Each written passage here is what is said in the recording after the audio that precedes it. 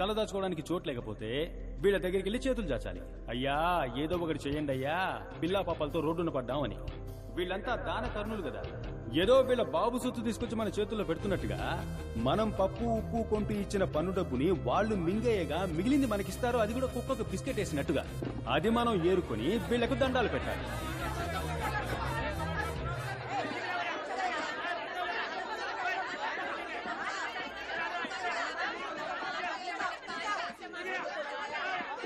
మీ కోపం చల్లారిందా? కూర్చోండి కూర్చోండి. నేను మాట్లాడేది మీకోసం కాదు, తెల్ల బట్టలు వేసుకుని మనసులు మురికిగా ఉన్న మీకోసం కాదు. మిమ్మల్ని నమ్ముకుని మీ ఇంట్లో ఉన్నారే మీ పిల్లా పాపలు, రేపటి తరం, వాళ్ల కోసం మాట్లాడుతున్నాను, అర్థం చేసుకోండి.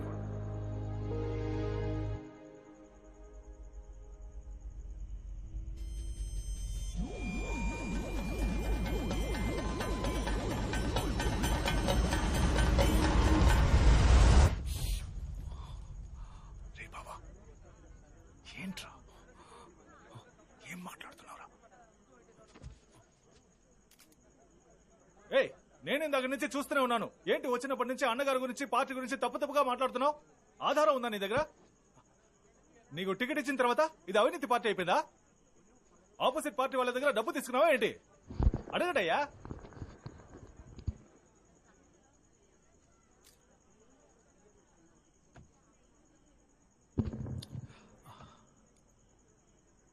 కాకికి గుడ్లగూబతో వైరం, గుడ్లగూబకి కాకితో వైరం.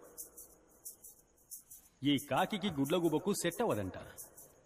ఈ గుడ్లగూబ ఏం చేస్తుందంటే, రాత్రుళ్ళు కాకులు కళ్ళు కనిపించవు కదా, కాకి గుడ్లన్నీ గుటుకున మింగేస్తుంది. అదేవిధంగా ఈ కాకి ఏం చేస్తుంది, పగటిపూట గుడ్లగూబ గూటికి వెళ్లి అది పెట్టిన గుడ్లన్నిటినీ గుటుకున మింగేస్తుంది. ఇక్కడ అదే జరుగుతుంది. ఇదే చోట ప్రతిపక్ష నేతలు వచ్చి నా అన్నగారి గురించి ఇదే విధంగా చెప్పి మీ చెవుల్లో పువ్వులు పెడతారు. వాళ్ళేమేం ఊహించుకొని చెప్తారో అవన్నీ ఇందాక మీతో నేనే చెప్పాను.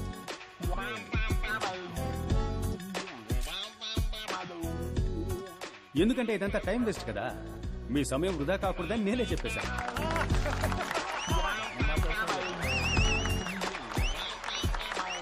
పచ్చకామెలు వచ్చినోడికి లోకమంతా పచ్చగా కనిపిస్తుందట.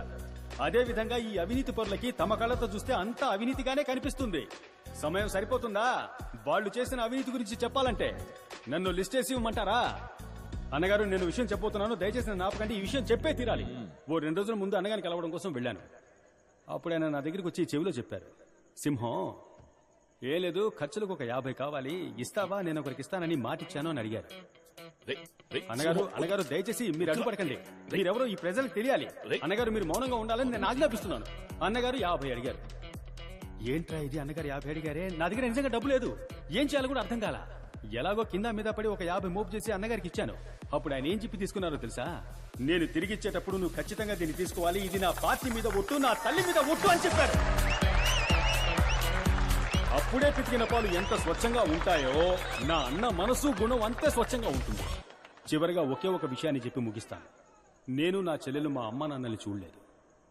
మాకు ఆకలేసినప్పుడల్లా మీరెవరు మమ్మల్ని పస్తులు ఉంచలేదు.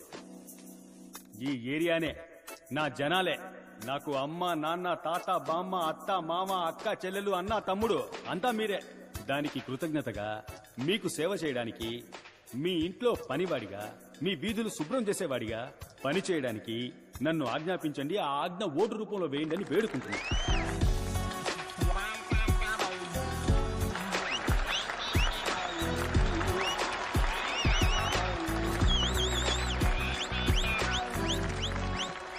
బావా, ఆ రోజు సేటు కూతురిని కిడ్నాప్ చేసినప్పుడు ఇలాగే మారిపోయావు. ఈ రోజు నువ్వు మాట్లాడింది విన్నాక ఉనుకొచ్చేసిందిరా. నీ మీద ఒట్టు ఎలా మేనేజ్ చేస్తావని భయపడిపోయాను, కానీ సూపర్ గా మేనేజ్ చేసావురా.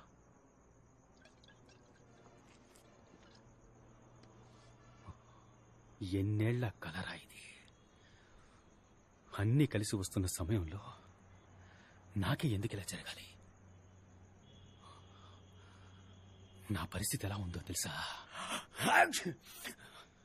ఎవడో ఒకడు నాలోనే ఉన్నాడు, నా ద్వారానే మాట్లాడుతున్నాడు, నన్ను వాడుకుంటున్నాడు, నా జీవితంతో ఆడుకుంటున్నాడు. ఏమంటున్నావురా? అర్థం కాలేదా? ఒక్క ముక్క అర్థం కాలేదు. బావా, me staying inside me, talking through me, using me, but అయ్యా torturing Meera. Where is Meera? బావా ఎందుకైనా మంచిది డాక్టర్కి చూపిద్దాంరా.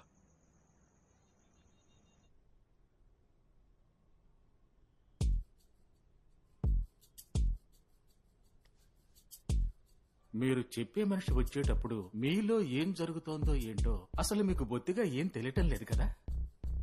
తెలీదు డాక్టర్. పోనీ ఆయనకి మీరు చేసేది తెలుసా సింహం? తెలీదు డాక్టర్. తెలీదా? అలా కాదు డాక్టర్, అతనికి తెలుసా తెలీదా అన్నది నాకు తెలియదు డాక్టర్.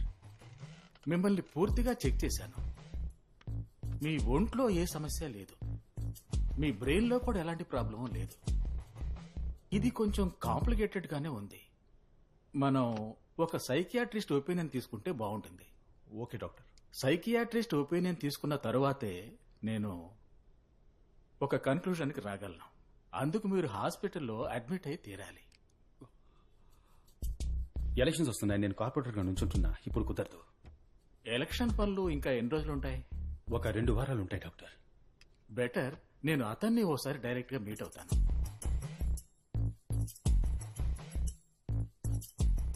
నేను ఎలక్షన్స్ అయిపోగానే నేను అతను కలిసే వస్తాను డాక్టర్.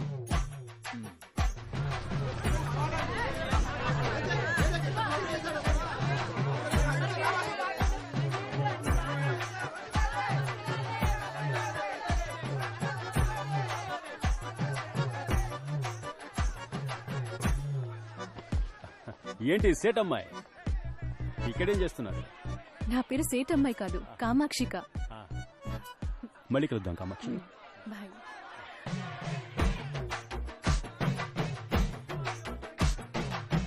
నమస్తే. నమస్తే సేటు. ఇదే మన గుర్తు, కానీ మీకే గుర్తు నచ్చితే దానికే ఓటేయండి చాలు. వెళ్ళొస్తాను. హీరో సింహం వర్ధిల్లాలి.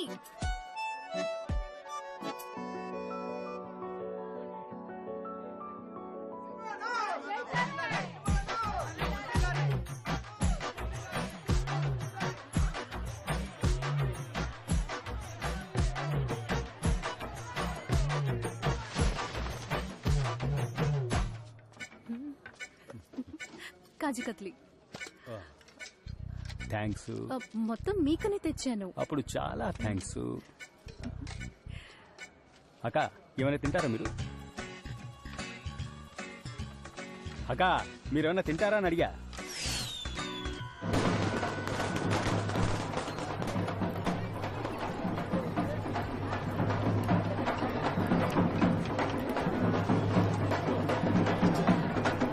బావా ఆ మంగళం లేడు బిర్యానీలో కొబ్బరికాయలో అయ్యవారు పూజ చేసి ఇచ్చే పళ్ళెం కింద డబ్బులు పెట్టిస్తున్నాడు రా.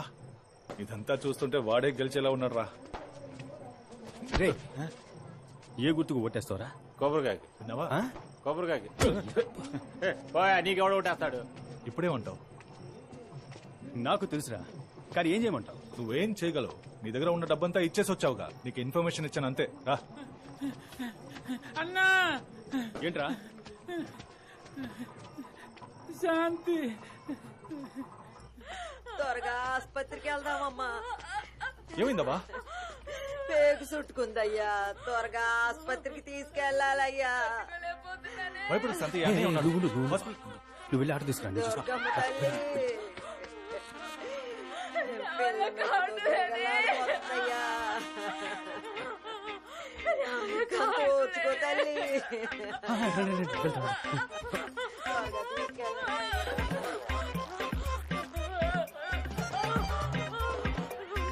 రే బావా, రే బావా, ఆటో తెచ్చేసా. రే రే అప్ప, రే సింహం.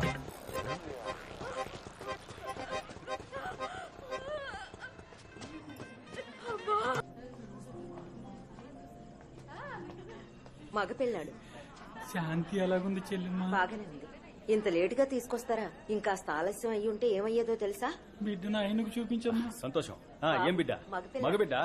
చల్లగుండు చల్లగుండు. మగపిల్లాడయ్యా. ఇదిగో తీసుకో, ఉంచుకో ఉంచుకో. చాలా థ్యాంక్స్. పెళ్ళాన్ని బాగా చూసుకో. డబ్బు గురించి ఆలోచించుకో నేనున్నానులే.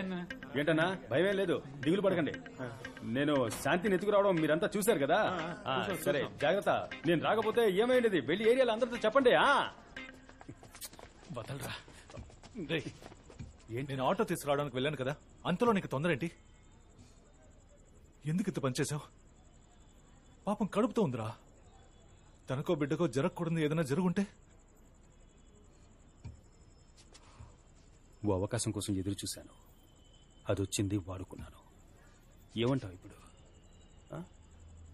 వద్దురా,